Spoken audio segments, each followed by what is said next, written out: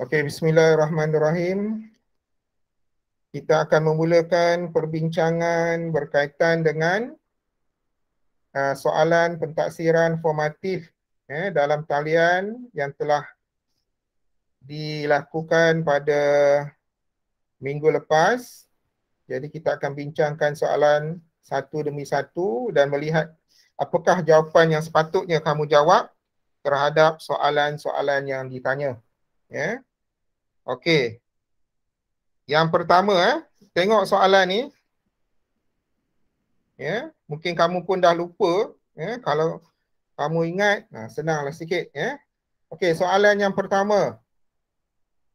Jadual 1 di bawah menunjukkan 3 bahan dan formula kimianya, iaitu bahan yang diberikan di sini adalah argon, naftalina, natrium klorida. Okey, bahan ini dan formula kimia dia. AR untuk argon, naftalina C10H8 dan natrium klorida NaCl. Okey, berdasarkan jadual 1. Berdasarkan jadual 1, soalan A, nyatakan jenis zarah dalam naftalina. Okey, jadi sebenarnya sepatutnya apabila kita melihat bahan-bahan yang diberikan, kita sudah tahu. Kita perlu tahu apakah jenis zarah yang membentuk bahan tersebut. Seperti mana yang telah kita pelajari, bahawa bahan-bahan akan terbina daripada zarah-zarah. Dan zarah-zarah ada 3 jenis, iaitu atom, molekul dan ion. Jadi sekarang ni bahan-bahan dia boleh terbina daripada atom, boleh terbina daripada molekul atau boleh terbina daripada ion-ion. Jadi sekarang ni zarah yang membentuk sesuatu bahan ada 3 jenis ini. Jadi kita perlu tahu. Jadi apa yang perlu kamu tahu untuk setiap bahan, tentukan zarah yang membina bahan tersebut. Okey, jadi kita sebenarnya boleh terus bincang melihat kepada setiap bahan yang dinyatakan di sini berdasarkan pengetahuan yang telah dipelajari. Okey, yang pertama kita tengok bahan argon ni. Argon ni apa dia? Argon ni adalah, kalau dari segi unsur, dia berada dalam kumpulan berapa? Jadi yang itu yang kamu kena tahu. Pengetahuan yang sepatutnya ada pada diri kamu tentang asas kimia ni, bila sesuatu bahan ataupun sesuatu unsur itu ditanya, bahan itu pula dari segi jenis dia, bahan ini kita ada 2 jenis. Bahan unsur ataupun bahan sebatian. Jadi maksudnya bahan itu atau maksudnya jirim. Jirim tu ada 2. Sama ada unsur ataupun sebatian. Okey, argon ini, ni argon ni. Kalau argon saja, jadi bermaksud dia adalah sejenis bahan dalam kategori unsur. Dia adalah unsur. Ni argon ni adalah unsur. Macam mana kita tahu dia unsur? Sebabnya kalau kita dah tahu sesuatu, pengetahuan kita tahu jenis-jenis unsur, bila sebut argon saja kita tahu ini adalah unsur. Dia adalah kumpulan 18. Dia adalah ahli kumpulan 18. Iaitu kumpulan gas-gas nadir ataupun gas-gas adi. Kumpulan gas adi ataupun gas nadir. Argon. Dan formula dia AR. Jadi ini semua asas-asas yang perlu kamu ketahui. Jadi kamu analisiskan maklumat yang diberikan berdasarkan pengetahuan yang telah dipelajari. Jadi yang argon ni dia adalah unsur. Jadi kalau dia unsur, jadi unsur pula, bahan yang dalam kategori unsur kita dah pelajari. Sesuatu unsur itu dia boleh berada dalam dua keadaan ataupun boleh dibina oleh dua jenis zarah. Unsur ni boleh dibina melalui dua jenis zarah, atom dan molekul. Ada unsur yang dibina daripada atom dan ada unsur yang dibina daripada molekul. Jadi di sini kita kena faham apakah yang dimaksudkan dengan unsur. Ini ulang balik. Jadi unsur adalah merupakan kirim ataupun bahan yang terdiri daripada satu jenis zarah sahaja. Satu jenis zarah sahaja. Sebagai contoh argon ini. Argon ini adalah unsur secara semula jadi, dia adalah unsur sebab dia dibina daripada atom argon sahaja. Jadi dalam argon itu hanya ada atom argon sahaja. Jadi argon adalah gas yang merupakan suatu unsur. Kalau contoh yang lain unsur tapi dibina daripada molekul, apa contoh dia? Apa contoh unsur? Dia unsur, tapi zarah yang membina unsur tersebut adalah molekul. Contohnya adalah gas oksigen. Gas oksigen adalah unsur.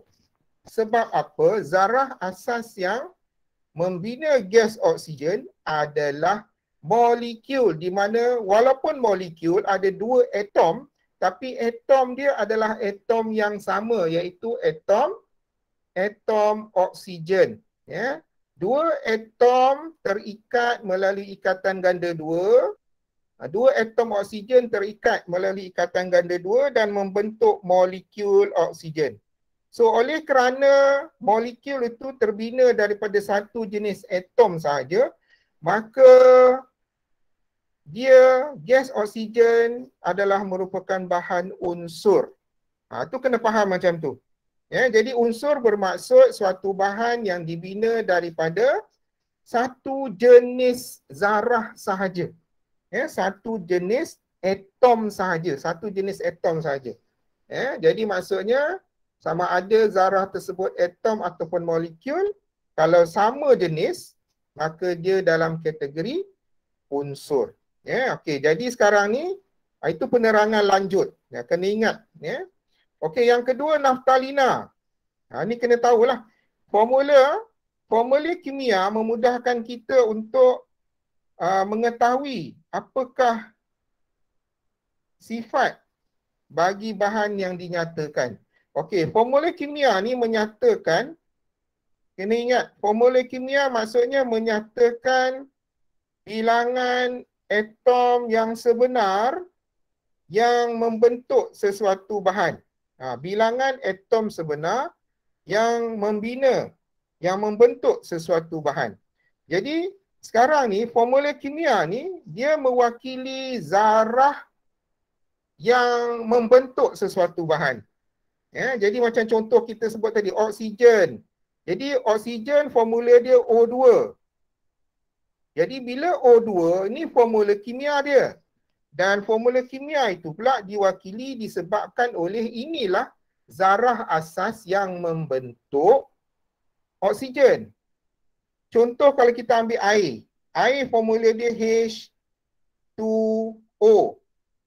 Okey, ini formula kimia bagi air. Jadi sekarang ni, kenapa formula kimia dia H2O?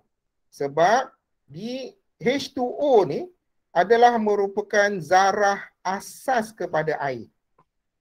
Jadi zarah asas kepada air itulah yang menjadi formula kimia untuk sesuatu bahan. Formula kimia kita tahu ada dua, formula empirik dengan formula molekul. So H2O Dan yang lain-lain ni maksudnya formula molekul lah. Ya. Okey, jadi maksudnya kalau H2O bermaksud zarah asas dia adalah H2O, iaitu suatu molekul. Jadi kalau C10H8 ini bermaksud inilah zarah asas dia. Zarah asas untuk naftalina. Jadi kalau sesuatu naftalina tu kan, kalau berada di dalam bekas, ya, jadi maksudnya C10H8 ni sebagai satu molekul naftalina. Lepas tu satu molekul naftalina yang lain, satu molekul naftalina yang lain. Jadi inilah membentuk zarah asas kepada naftalina. Tapi satu zarah asas dia tu ada 10 karbon, ada hidrogen, ada 8. Jadi bermaksud ini zarah ini adalah merupakan jenis molekul, ya, sebab dia molekul maksudnya terdiri daripada 2 atau lebih atom yang terikat secara kimia. Ya, molekul bermaksud zarah yang terdiri daripada 2 atau lebih atom yang terikat secara kimia. Oleh kerana C10H8 ni membentuk satu molekul, ya, jadi zarah dia adalah zarah molekul, dan kemudian dari segi jenis sama ada dia unsur ataupun sebatian. Ya, bahan ini ada unsur, ada sebatian. Jadi kita kena tengok. Kalau unsur sifat dia sama jenis atom. Ya, kalau molekul tu mesti sama jenis atom. Kalau atom yang berbeza, macam contoh ni karbon dengan hidrogen, maka molekul, zarah dia adalah molekul tapi dia adalah bahan sebatian. So maksudnya sekarang ni, naftalina ni adalah sebatian. Ya. Okey, naftalina adalah sebatian sebab sebatian ialah suatu bahan yang terbina daripada 2 atau lebih unsur yang berbeza yang terikat secara kimia. Ya, itu sebatian. Tu definisi sebatian adalah bahan yang terbina daripada 2 atau lebih unsur yang berbeza yang terikat secara kimia. Kalau unsur pula, bahan yang terbina daripada satu jenis unsur sahaja ataupun satu jenis atom sahaja. So itu yang membezakan di antara unsur dan sebatian. Ya, jadi naftalina ni adalah suatu sebatian. Ya, sebab dia ada 2 unsur yang berbeza. Ya, iaitu unsur karbon dan unsur hidrogen. Ya. Dan sebatian pula ada 2 jenis. Ada sebatian kovalent, ada sebatian ion. Ya, jadi kalau tengok yang ketiga ni pula, natrium klorida. Formula dia NaCl. So dari sini kita dah boleh nampak ada 2 unsur yang berbeza. Satu natrium, satu klorida. Ya, dalam formula kimia dia. Jadi NaCl ni membentuk unit ataupun zarah asas dia. Ya. Jadi oleh kerana itu 2 atau lebih unsur yang berbeza, maka dia sebatian. Dia adalah sebatian. Cuma sekarang ni kita kena tahu. Kita dah belajar, sebatian ada 2 jenis. Satu sebatian ion, satu sebatian kovalent. Jadi kita tengok, jadi natrium klorida, naftalina ni sebatian jenis apa? Jadi telah kita pelajari, sebatian naftalina ni adalah merupakan sebatian kovalent. Sebab apa? Sebab antara karbon dengan hidrogen ni dia terikat melalui ikatan kovalent. Manakala natrium klorida ni adalah sebatian ion sebab antara natrium dan klorida ni terikat melalui ikatan ion oleh zarah-zarah yang bercas. Itu beza dia. Dan paling mudah ya untuk kita membezakan antara sebatian kovalent dan sebatian ion adalah dengan melihat kepada jenis unsur. Okey kalau sebatian kovalent ya, kena ingat sebatian kovalent unsur yang berbeza tu dia mesti bukan logam ya, bukan logam dan bukan logam. Itu untuk sebatian kovalent. Ini cara paling mudah. Tengok, karbon bukan logam. hidrogen pun bukan logam. So maksudnya gabungan dua-dua unsur ni dia akan membentuk sebatian kovalen. Kalau sebatan ion pula, dia mesti antara logam dan juga bukan logam. Unsur dia tu. So kalau kita tengok natrium adalah logam, unsur logam.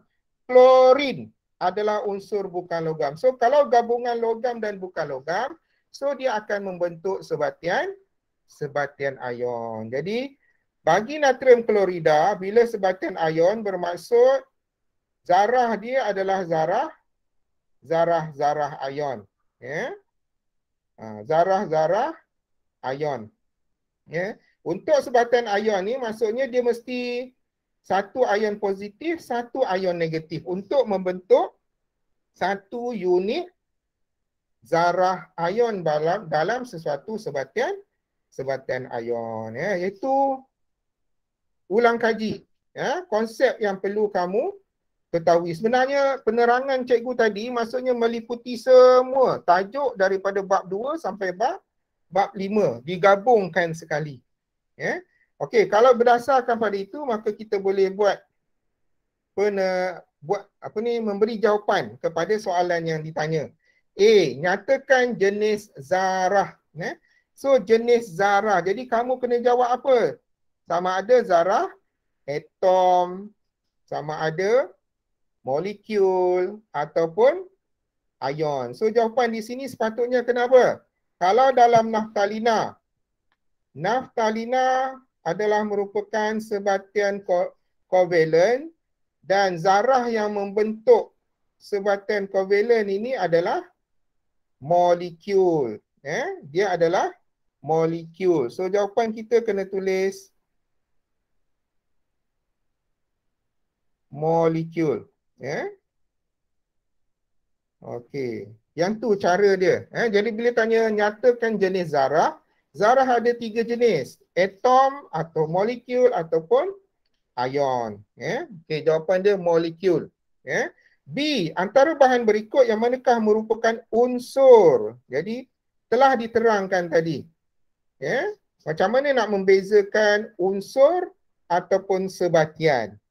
Jadi jawapan kita sepatutnya bila ditanya yang manakah merupakan unsur, kita tulis argon lah.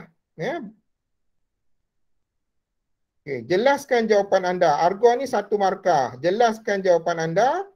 Okey, kenapa kamu kata argon adalah unsur? Cikgu dah terangkan tadi. Kenapa dia unsur? Jadi kita kena faham definisi bagi unsur. Apa definisi bagi unsur tadi? Unsur ialah bahan yang terdiri daripada satu jenis atom sahaja. Satu jenis atom sahaja. Unsur tu, bahan unsur tu dia boleh terbina daripada atom ataupun molekul. Tapi syarat dia, walaupun molekul tapi syarat dia mesti satu jenis atom. Jadi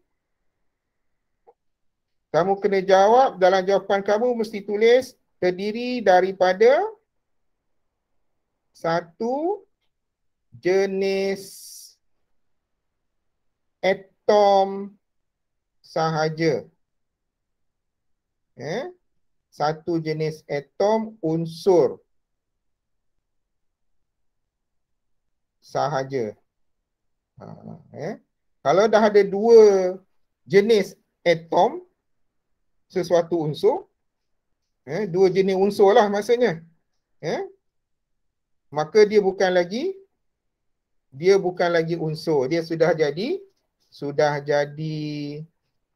sebatian, bukan unsur. Jadi kena ingat, bahan itu ada dua jenis, sama ada unsur ataupun sebatian.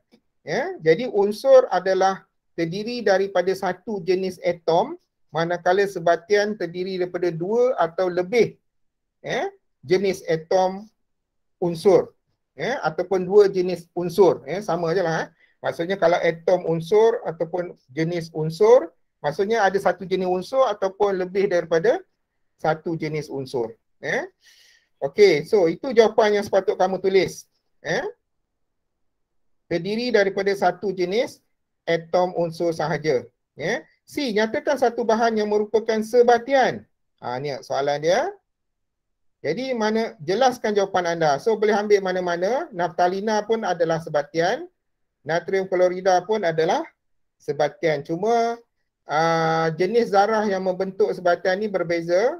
Kalau naftalina, jenis zarah dia adalah molekul. Ya. Molekul.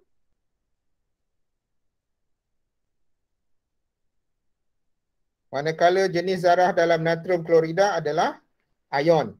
Okey ya. So terpulang, kalau kamu ambil naftalina yang merupakan kalau jawapan kamu adalah naftalina, so jelaskan jawapan anda kenapa naftalina adalah sebatian. So jawapan dia mestilah definisi kepada sebatian itu. Macam yang unsur tadi, kenapa jawapan bahan argon ini adalah unsur? Sebab penerangan kamu mestilah merujuk kepada definisi unsur itu sendiri. Kejap ya. Tengok siapa yang masih belum masuk lagi. Dah 36 baru.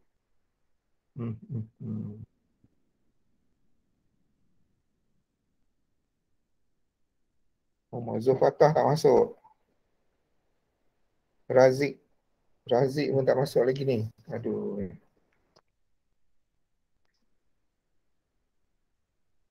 Lorin, Carmila, Lorin air.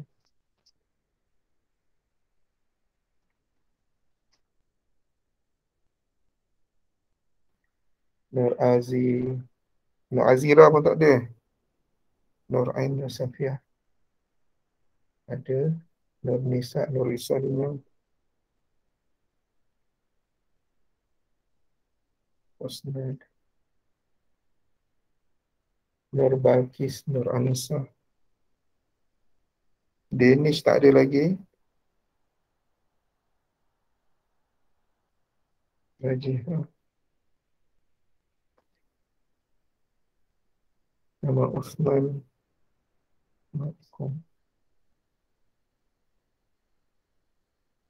Oh, Ikhwan tak ada lagi. Aziz Harid Hamzah. Aziz Harid Hamzah Hakim. Faris Fakhruddin.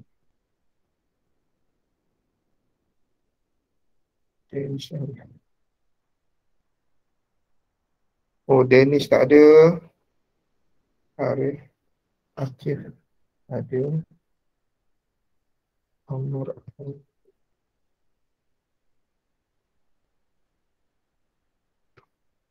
mana ada. Zahirul ni Allah bila masuk. Intan. Dua Intan ada. Ifah Dian. Daniel Adam. Asma Alia.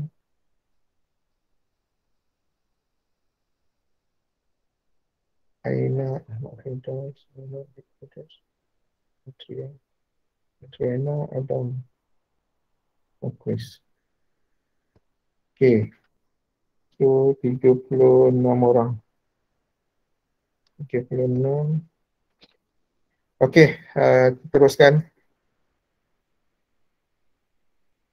Okey, so tadi sebatian maksudnya terdiri daripada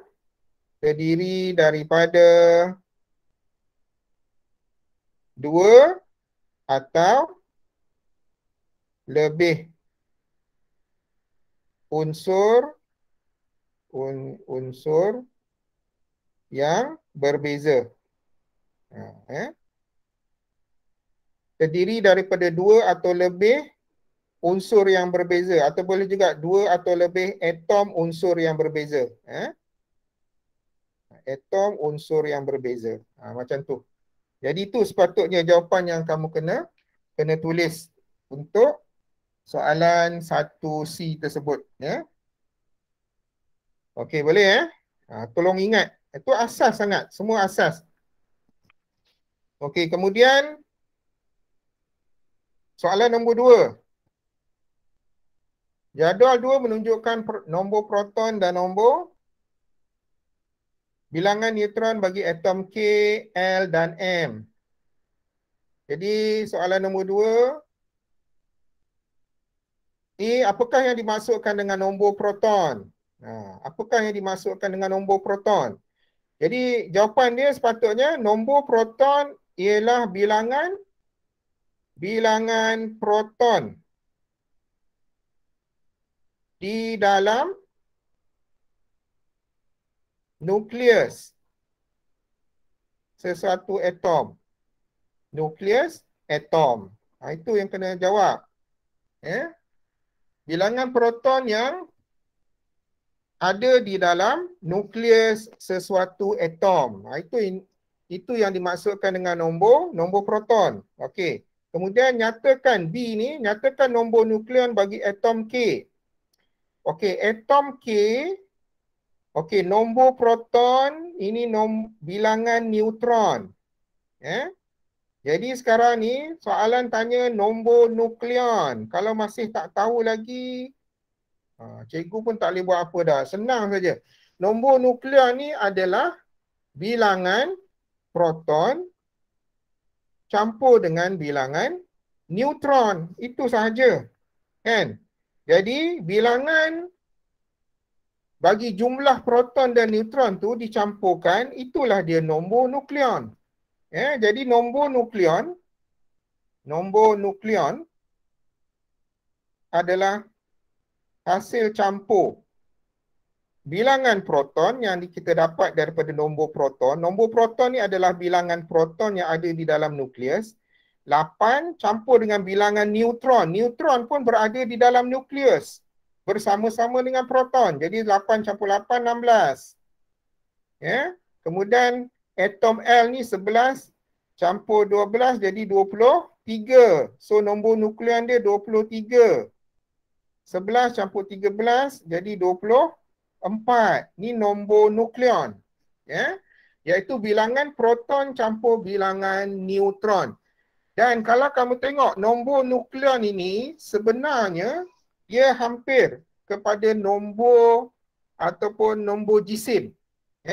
Jisim bagi sesuatu atom sebenarnya adalah merupakan jisim nukleus. Kena ingat jisim sesuatu atom sebenarnya adalah merupakan jisim nukleus itu sendiri. Kenapa tak campur dengan elektron? Sebab elektron terlalu ringan. Jadi tidak boleh tidak memberi kesan kepada jisim sesuatu atom. Jadi nombor nukleon itu sendiri sebenarnya dia mewakili nombor jisim, iaitu jisim bagi sesuatu atom. Walau bagaimanapun, sesuatu atom, dia punya jisim kita kena ambil kepada jisim atom relatif. Cuma cikgu nak terangkan, jisim atom relatif tu sebenarnya dia hampir sama dengan nombor jisim, iaitu nombor nukleon yang ada pada setiap atom. Okey, so itu kena ingat. So nombor nukleon bagi atom K adalah 16. Senang saja. Kemudian C, atom yang manakah merupakan isotop? Jelaskan mengapa. Atom-atom yang manakah isotop? Jadi kena tahulah apakah yang dimaksudkan dengan isotop.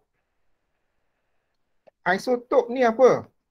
Isotop adalah merupakan atom-atom yang mempunyai nombor proton yang sama tetapi bilangan neutron yang berbeza. Itu dia punya definisi. Jadi kalau kita faham, hafal, ingat definisi bagi isotop, maka kita dapatlah cari jawapan. So isotop adalah atom-atom yang mempunyai nombor proton yang sama tetapi bilangan neutron yang berbeza. So dalam kes ini kita dapati L dan M ni mempunyai bilangan proton, nombor proton yang sama. Dan bilangan neutron dia berbeza. Jadi bila bilangan proton yang sama, bilangan neutron berbeza, bermaksud L dan M adalah isotop kepada unsur yang sama. Ya? Apa maksud isotop secara bahasa mudah? Adik-beradik dalam keluarga yang sama. Unsur tu unsur yang sama tapi dia atom yang berlainan disebabkan ada perbezaan pada bilangan neutron. Yang L ni bilangan neutron dia 12. Yang M ini bilangan neutron dia 13. So dia yang M ni dari segi jisim macam lebih berat sikit sebab dia bilangan neutron dia ada lebih berbanding bilangan neutron untuk atom L. Ya. Itu yang dipanggilkan isotop. So sekarang ni soalan ni atom-atom yang manakah isotop? So kita tulislah L dan M. Jelaskan mengapa. Jelaskan mengapa tu kamu kena jawablah. Kerana mempunyai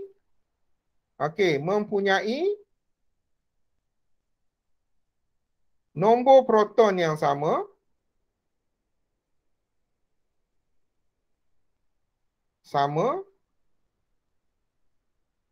tetapi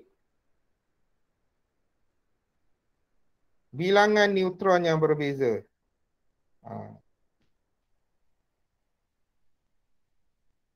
So bilangan proton sama tapi bilangan neutron berbeza. Itulah penjelasan kepada pemilihan atom yang merupakan isotop. So tolong ingat, ya. Isotop adalah merupakan atom-atom yang mempunyai nombor proton yang sama tetapi bilangan neutronnya yang berbeza. Ya. Okey, D, tulis susunan elektron bagi atom L. So atom L bilangan proton. Okey. So bilangan elektron adalah sama dengan bilangan proton. Ya, jadi kita tengok bagi setiap atom bilangan proton dengan elektron dia sama. Itu kena ingat. So kalau dah bilangan proton L tu 11, maka bilangan elektron pun 11 jugalah. Jadi susunan elektron adalah kita tulis sebab dia 11, 2, petala pertama isi dengan 2, petala kedua isi 8, dah 10, so tinggal satu lagi lah. Jadi 28, 281, 2.8.1. Itu jawapan dia. Ya. Okey, seterusnya soalan nombor 3. Soalan nombor 3. Gas petroleum cecair mengandungi propana, sepatutnya ni propan ni BI propana dan butana. Ia merupakan campuran gas hidrokarbon mudah terbakar yang digunakan sebagai bahan api dalam alat pemanasan, alat memasak dan kenderaan. Formula molekul bagi propana dan butana masing-masing ialah ni kena tengok propana C3H8 C4H10 untuk butana.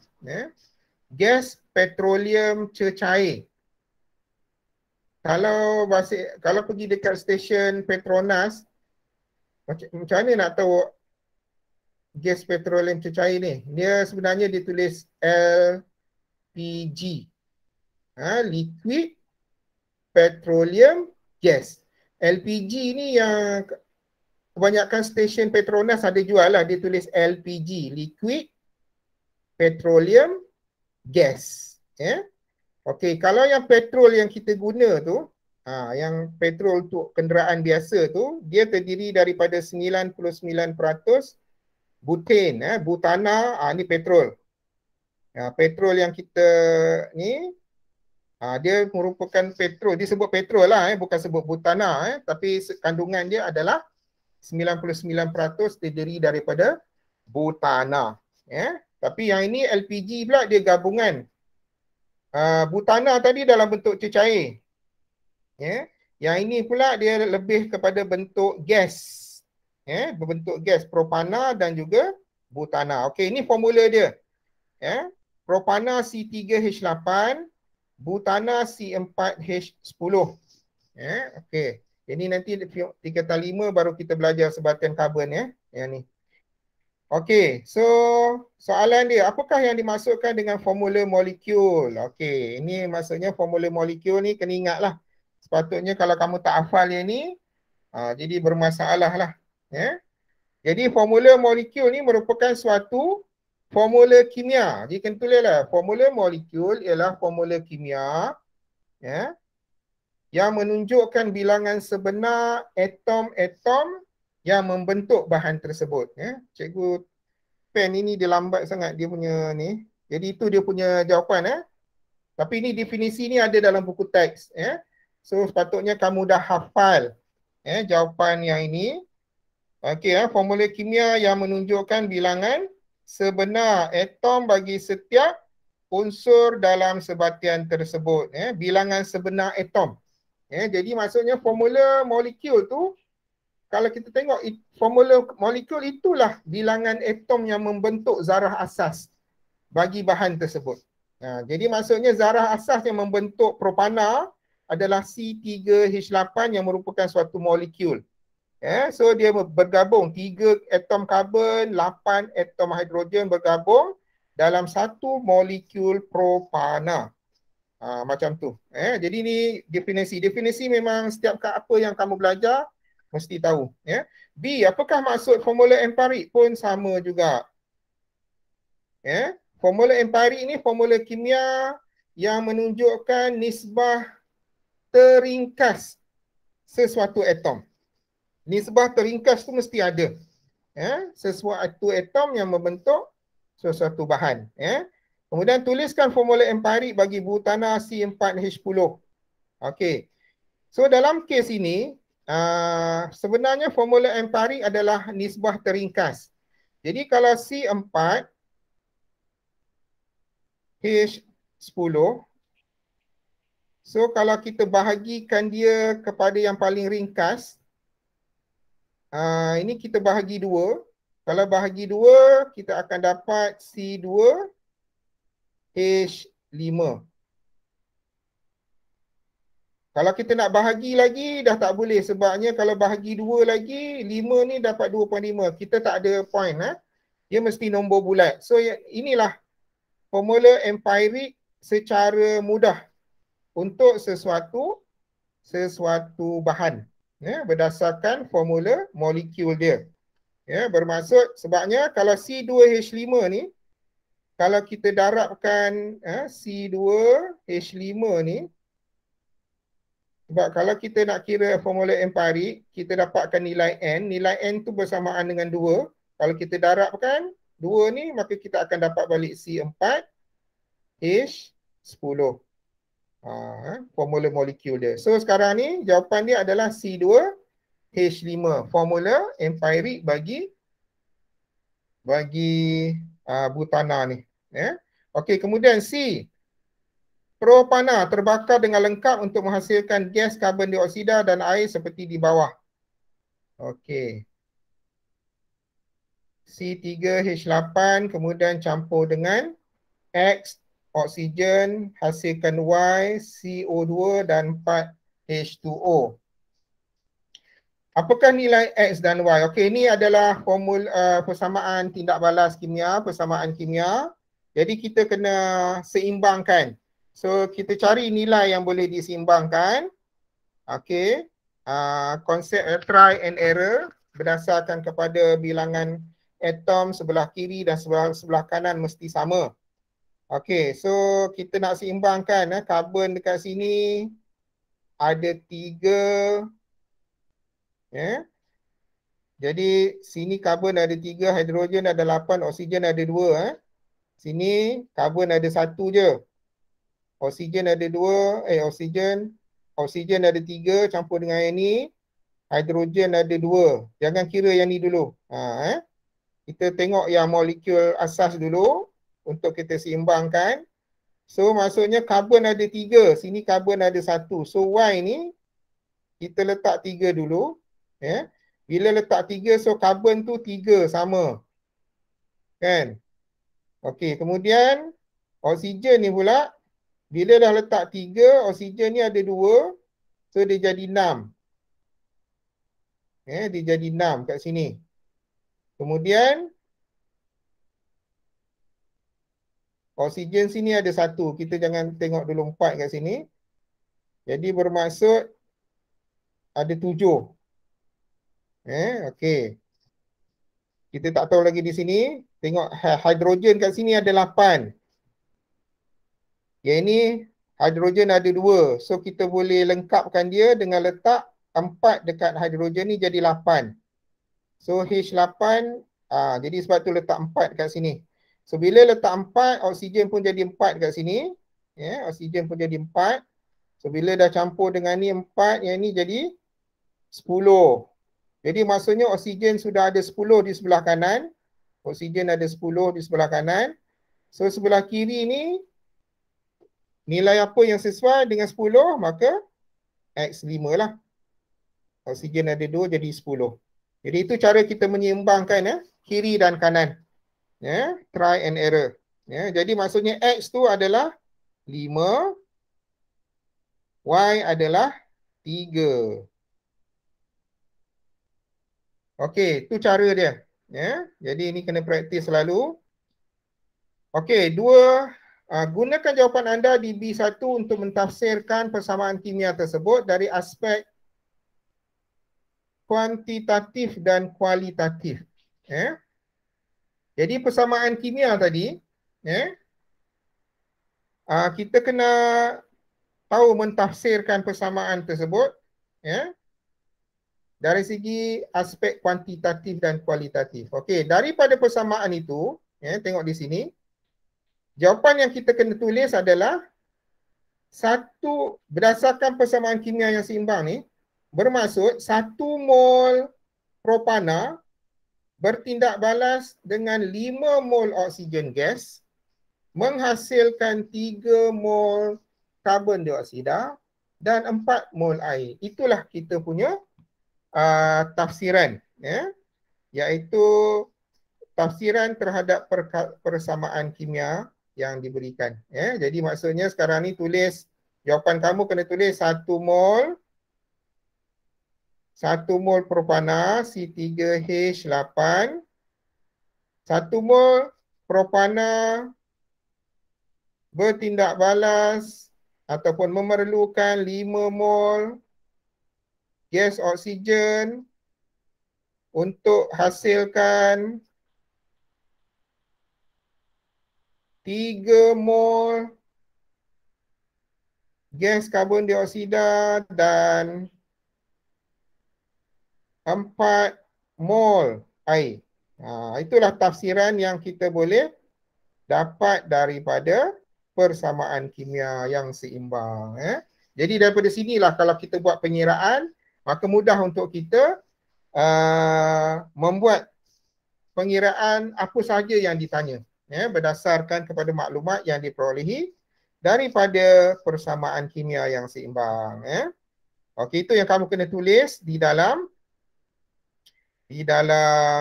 jawapan 3 ini. Okey, soalan nombor 4 seterusnya. Jadual 3 menunjukkan susunan elektron. Susunan elektron R, S dan T. Jadi tengok susunan elektron ini. So sepatutnya kita boleh tahu dah lah. Sebab dah belajar. Okey, kalau R ini, kalau kita nampak saja lukisan susunan elektron macam ini, so terus kita tulis dia punya susunan elektron. 2 apa ni? 8. Lepas tu 4. Okey. 2, 8, 4 untuk R. Yang ni pula S. 2 apa ni? 2, 8, 7. Ini 2, 8, 7. Okey, ini susunan elektron untuk S. Untuk T pula 2, 8, 1. 2, 8, 1. Okey, so berdasarkan susunan elektron ni kita dah tahu dah. R ni, S, T ni unsur apa? Kan, unsur logam ke, unsur bukan logam ke. Kemudian berdasarkan kepada susunan elektron ni, kita dah tahu dah kedudukan dia di mana. Kan, Jadi kita tengok 284, 287, 281 maksudnya semua dalam color yang ketiga. Betul? Sebab apa? Sebab ada 3 petala. Jadi bilangan petala yang ada pada sesuatu elektron menunjukkan dia dalam posisi atau kedudukan petala dalam color yang keberapa. Jadi kalau ada 3 petala yang diduduki oleh elektron, bermaksud dia dalam color yang ketiga. Kemudian dia dalam kumpulan apa? Kumpulan pula kita tengok pada elektron valence, iaitu elektron dalam petala terluar. Okey, contohnya yang ni 4. Bilangan 4, ada 4 elektron valence. Kalau 4 elektron valence bermaksud dia dalam kumpulan 14. Dia dalam kumpulan 14. Ya, sebab kalau lebih 3 dan ke atas tu maksudnya 4, 5, 6 kita campur 10 untuk kumpulan. So jadi kumpulan 14 ini ada 7 elektron valence, maksudnya dia kumpulan 17. Yang ini pula 1. Dia kumpulan 1. So berdasarkan kepada bilangan elektron valence iaitu elektron pada petala terluar, maka kita boleh mengetahui kedudukan dia dalam kumpulan yang keberapa. Senang sahaja. Jadi semua tu dah boleh menjawab soalan-soalan yang ada di sini. Tentukan kedudukan unsur R dalam jadual berkala unsur. R ni kedudukan dia. So kita dah boleh tahulah. Dia kumpulan 14 kala 3. Tentukan kedudukan dia kumpulan 14 kala yang ketiga. Itu jawapan yang kita kena tulis. Kemudian terangkan jawapan anda. Okey, jawapan dia seperti yang cikgu terangkan tadi. Kamu kena terangkan kerana kumpulan 14 kerana mempunyai 4 elektron valence. Dan kala yang ketiga kerana mempunyai 3 petala. Macam tu. So kumpulan 14 kerana mempunyai 4 elektron valence. Kala ketiga sebab mempunyai 3 petala. Itu kaitan dia. Itu kaitan dia antara pen cikgu ni dia dah lambat. 3 petala elektron. 3 petala elektron maksudnya itu menunjukkan color yang keberapa, color yang ketiga. So itu konsep ini kena ingat tentang bagaimana untuk kita mengetahui kedudukan sesuatu unsur di dalam jadual berkala unsur, iaitu dengan hanya merujuk kepada susunan elektron. Daripada susunan elektron itu kita mengetahui bahawa dia berada dalam color yang keberapa, iaitu berdasarkan kepada petala, dan bilangan elektron valence yang menentukan kedudukan dia dalam kumpulan yang keberapa. Okey, C nyata tuliskan susunan elektron bagi ion T, dah tulis dah 281. Kemudian 281. Unsur T bertindak balas dengan soalan E. Unsur T bertindak balas dengan air menghasilkan larutan X. E1, nyatakan satu sifat kimia larutan X. Tuliskan persamaan kimia yang seimbang bagi tindak balas. Okey, ni dalam tajuk jadual berkala bila membincangkan sifat-sifat fizik dan kimia bagi kumpulan 1. Sebab ni 281 maksudnya dia unsur kumpulan 1. Jadi kita kena tahulah unsur kumpulan 1, ni pengetahuan lah kan, kena baca. Unsur kumpulan 1 kalau bertindak balas dengan air, dia hasilkan apa? Jadi kena hafal. Jadi kalau unsur kumpulan 1 adalah merupakan logam, so bila dia logam alkali, bila dia bertindak balas dengan air, dia akan menghasilkan larutan alkali. So contoh dia, kalau kita ambil kumpulan 1, contoh dia kalium ataupun natrium. Tu contoh. Tapi dalam soalan ni kita jangan tulis simbol, jangan tulis unsur sebab soalan dia tanya T. Jadi kena tulis T lah. Ni cikgu nak tunjukkan contoh sebenar daripada kumpulan satu. Natrium kalau bertindak balas dengan air, so persamaan kimia dia macam ni lah. Kan? Natrium bertindak balas dengan air, so dia akan hasilkan apa? Natrium hidroksida, suatu larutan alkali. Natrium hidroksida dan juga apa? Jadi ini semua kena baca, kena hafal, kena ingat.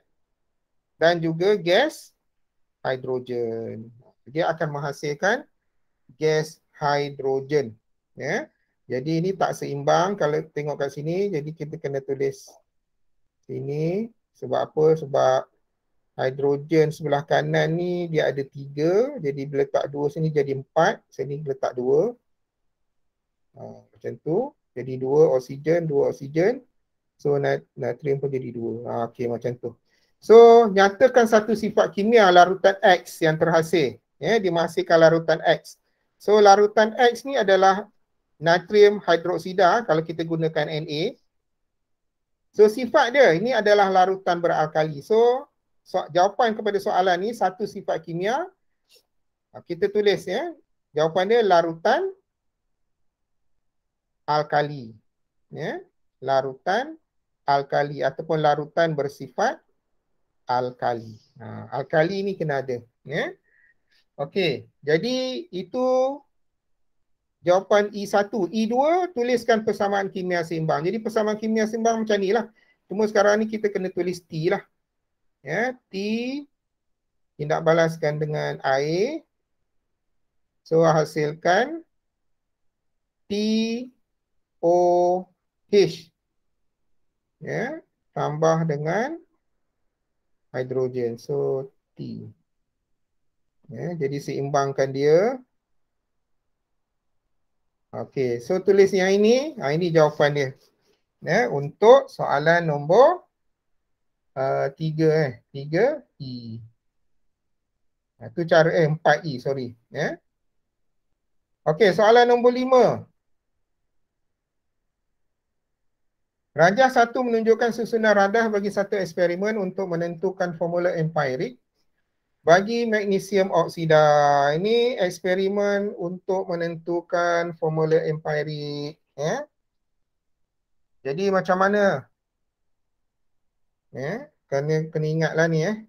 Okey, magnesium, pita magnesium dibakarkan di dalam mangkuk pija, ada penutup dan apa ni keputusan timbang sebab dia sebelum panaskan magnesium kena timbang, mangkuk pija kena timbang, lepas tindak balas kena timbang balik. Okey, ini hasil dia. Kan? Jadi jisim mangkuk pija dan penutup 28.5 gram. Jisim mangkuk pija campur penutup campur pita magnesium. Ini 30.9. Jisim mangkuk pija penutup magnesium oksida 32.5. Okey. So sekarang ni berdasarkan keputusan di atas cari jisim magnesium dan oksigen. Ini sepatutnya kamu tak ada masalah lah kan untuk mencari jawapan. So kalau nak cari jisim magnesium maksudnya 30. Kalau magnesium ni maksudnya 30.9 tolak dengan 28.5. Jadi dapat berapa? Kita akan dapat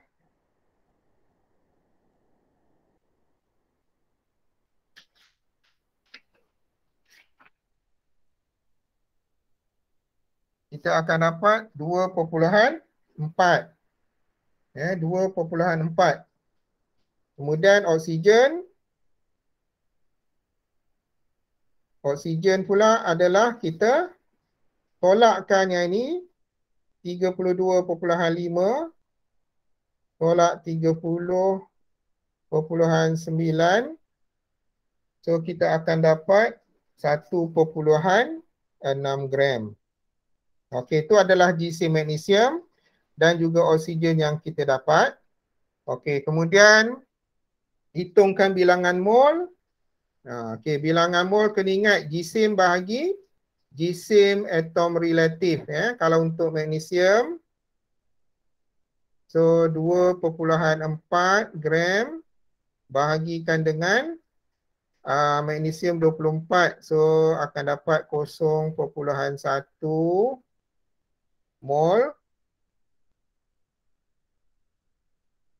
Kemudian oksigen 1,6 bahagi dengan 16. So dapat 0,1 mol. Jadi ini semua yang kamu kena tulislah. Tentukan formula empirik. Jadi maksudnya ni 0,1, 0,1. So semua dapat semua yang terendah. Jadi kita bahagikan sama-sama. Jadi maksudnya Mg akan dapat 1. Oksigen pun dapat 1. Nisbah mol teringkas dia. Kan? Jadi formula empirik dia adalah, tentukan formula empirik dia, maka jawapan kita adalah MgO. MgO adalah formula empirik yang diperolehi daripada eksperimen ini. Seterusnya tulis satu persamaan kimia yang seimbang bagi tindak balas dalam eksperimen tersebut. Jadi maksudnya dalam eksperimen ini tindak balas adalah pen pun. Okey, magnesium bertindak balas dengan gas oksigen. So dia akan hasilkan magnesium oksida. Okey, sebabnya magnesium ni logam.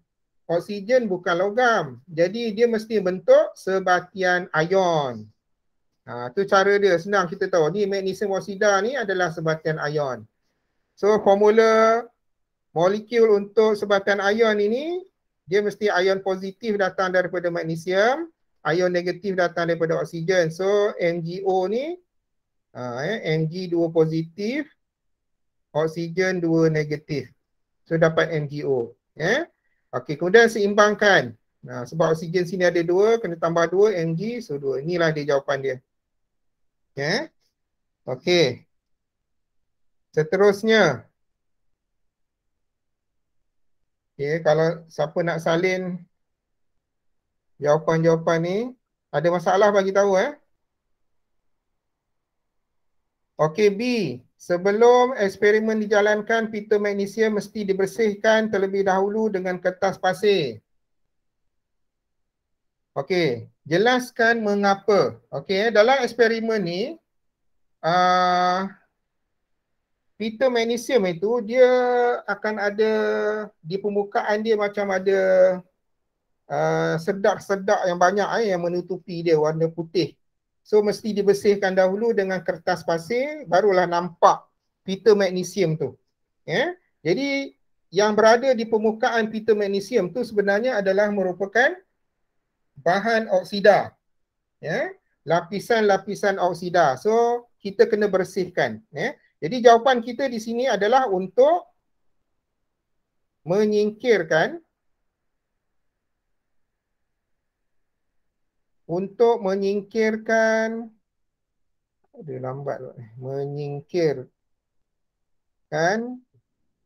lapisan oksida. Untuk menyingkirkan lapisan oksida di permukaan pita magnesium. Itu tujuan dia. C. Apakah yang dapat diperhatikan apabila pita magnesium mula terbakar? Okey, apa yang dapat diperhatikan?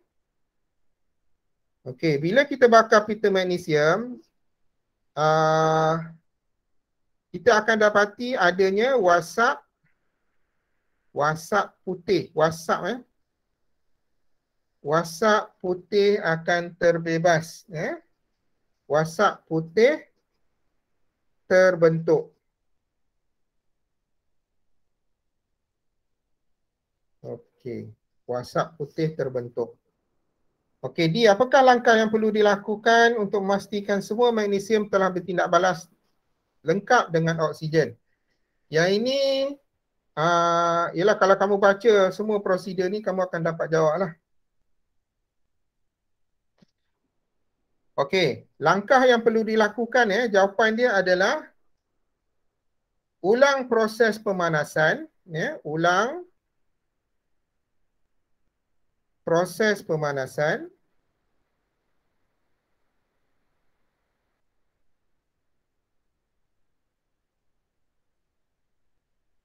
Ulang proses pemanasan, penyejukan dan penimbangan. Penyejukan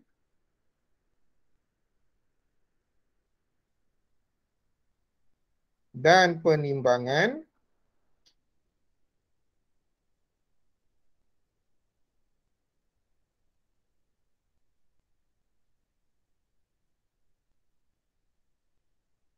Okey, ulang proses pemanasan, penyejukan dan penimbangan sehingga jisim tetap diperolehi. Ya, sehingga jisim tetap diperolehi.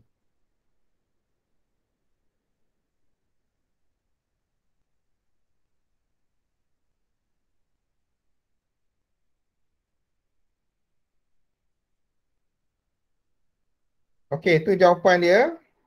Ya. Okey, seterusnya soalan nombor 6. Kedudukan 8 jenis unsur dalam jadual berkala seperti yang ditunjukkan. Soalan nombor 6. Nyatakan satu unsur logam dan satu unsur bukan logam. Okey, daripada unsur dalam jadual berkala ni, yang manakah logam dan yang manakah bukan logam. So seperti yang kita tahu dalam jadual berkala sebelah kiri paling banyak, kiri unsur peralihan, sini unsur peralihan. Unsur peralihan. Per, uh, peralihan. Okey, ini logam dan yang tengah-tengah ni sikit separa logam kemudian bukan logam Jadi nyatakan daripada sini yang mana logam, so kita boleh ambil C ataupun G ataupun H. Kemudian yang bukan logam kita boleh ambil E, F, B. E, F atau B. E, F, B. Okey. Soalan seterusnya, unsur yang manakah lengai secara kimia? Jadi lengai secara kimia ni adalah unsur-unsur dalam kumpulan 18. Kena ingat iaitu kumpulan gas adi, gas ataupun gas nadir. So dalam kes ini jawapan dia B. Jelaskan jawapan anda. Okey. So macam mana nak menjawab yang ini? Jelaskan jawapan anda. Kenapa? Kenapa kumpulan 18 ni dia lengai secara kimia? Dia maksudnya dia tidak bertindak balas. Kenapa? Apa sebab dia? So jawapan itulah yang sepatutnya kamu tulis di sini. Sebabnya kumpulan 18 telah mencapai susunan elektron yang oktet, yang stabil. Itu sebab dia. Jadi itu penerangan dia. Jadi kamu nak tulis kat sini, ini kerana atom B telah mencapai susunan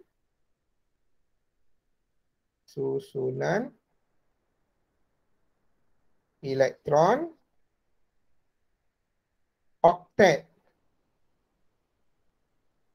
Setelah mencapai susunan elektron oktet yang stabil. Okey, itu dia penerangan. Seterusnya C. Unsur C boleh bertindak balas dengan oksigen. Tuliskan persamaan kimia yang seimbang bagi tindak balas yang terlibat. Jadi unsur C. Unsur C. Unsur C ni kumpulan 1. Okey. So kumpulan 1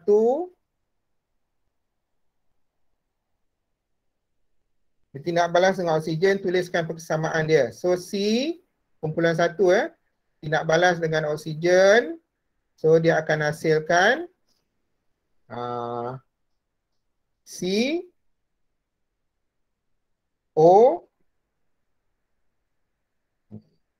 C2O lah. Macam tu. Ya, C2O. Sebab apa C2O? Sebab kumpulan satu logam ni dia kalau membentuk ion menjadi ion positif satu. Sedangkan oksigen kalau jadi ion 2 negatif.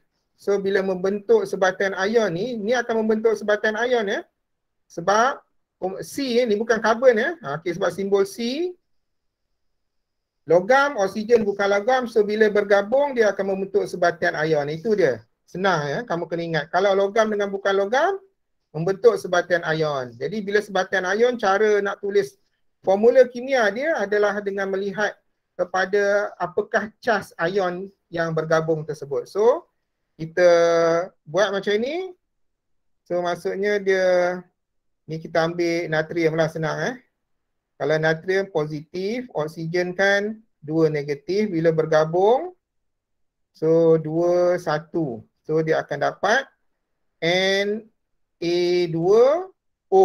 Inilah formula kimia untuk sebatian yang terbentuk. So kita tuliskan persamaan kimia yang seimbang 2C.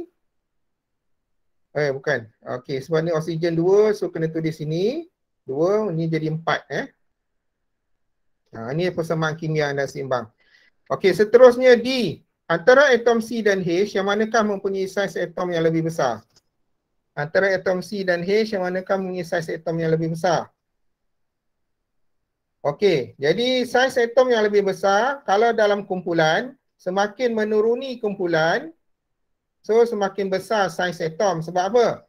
Sebab bilangan petala semakin bertambah. Bilangan petala semakin bertambah. Jadi itulah jawapan dia. Antara dia H lagi besar. H kerana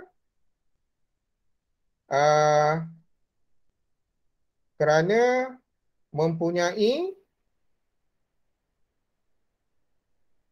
bilangan petala yang lebih banyak. Itu jawapan dia. Okey. Jadi sebab bilangan petala yang lebih banyak, maka dia berada dalam color yang lebih besar, maka saiz dia akan lebih besar lah. Dan yang terakhir, bahagian yang lain ni kita sambung hari Khamis. Okey, yang terakhir, nyatakan kedudukan unsur peralihan dalam jadual berkala unsur. Okey, ni kedudukan. Kalau kedudukan maksudnya kita ambil daripada kumpulan 3 sehingga kumpulan 12. Itulah kedudukan unsur peralihan dalam jadual berkala. Okey, itulah dia jawapan kepada soalan-soalan 1 hingga 5, 1 hingga 6. Dan bahagian B dan C ni kita akan bincangkan pada hari Khamis ini insya-Allah. Jadi saya harap jawapan-jawapan tadi dapat kamu tulis semula dalam soalan yang ada, yang kamu boleh print daripada tu. Okay, sebelum kita beredar, tunggu kejap cikgu nak ambil kehadiran, nak pastikan. Sekarang ni 30 dah berkurangan pula.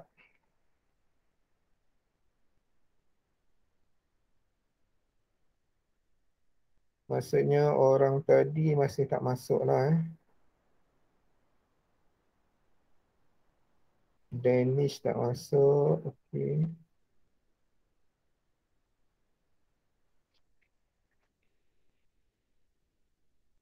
Nur Azira tak ada.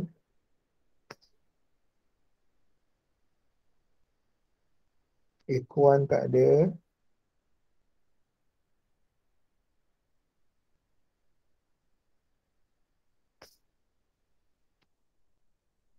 Zahirul tak ada.